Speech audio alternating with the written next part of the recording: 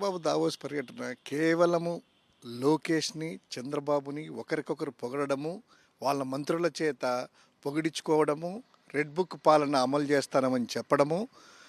అది ఉంది కానీ రాష్ట్రం మీద చిత్తశుద్ధి కానీ, అదేవిధంగా పరిశ్రమలు తీసుకురావాలి.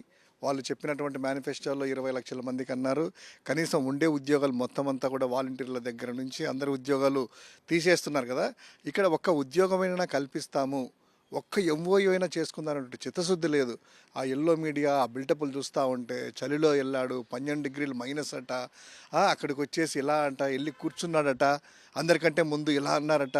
అధికారులు కూడా సిగ్గుతో తలదించుకున్నారంట.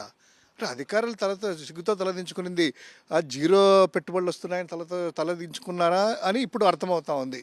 అదేవిధంగా పక్కనే ఆయన రేవంత్ నీ శిష్యుడే కదా, నువ్వే చెప్తా ఉన్నావు మొత్తం అంతా నేనే పాఠాలు నేర్పాను, హైదరాబాద్ నేనే కట్టించడండి. ఆ రేవంత్ మీ శిష్యుడు 1,60,000 కోట్లు ఎంత తీసుకున్నారట. పక్కనే మహారాష్ట్ర నీకంటే జూనియర్ కదా, మీరు 4 సార్లు ముఖ్యమంత్రిని చెప్పుకుంటున్నారు కదా, అత్యంత సీనియర్ దేశంలో అని చెప్పి. నామకం చూస్తే పెట్టుబడి వస్తాయి, నేనే టెక్నాలజీ కనిపెట్టానని అంటున్నారు కదా.